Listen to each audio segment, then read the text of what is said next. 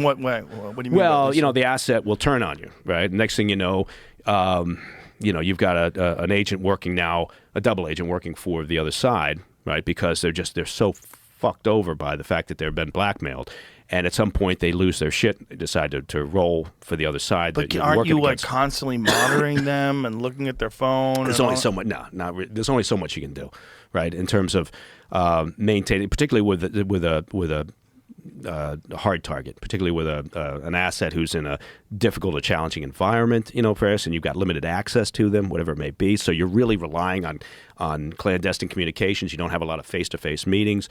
And at some point, you never know when things are heading south, right? And then the next thing you know, that's the operational reason for trying to avoid blackmail, right? Has it ever been done? Well, sure, yeah. I mean, I'm not saying it hasn't been done, of course, but some services go to it much quicker than others do. Yeah.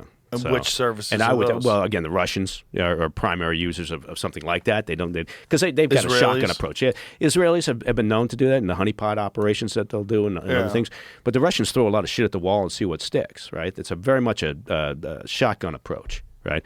And honestly, sometimes that can work. Right? Wasn't that kind of, if you thought about this island, if you're bringing award-winning scientists, like famous people, politicians, world leaders, all to one place, you're basically throwing as much shit against the wall as you can. Yeah. And then you have all this stuff on all these different people, and they know it. And so then you just kind of wasn't there some CEO that had to step down because he wound up giving Epstein, it was found out that he gave Epstein $150 million that they couldn't explain why?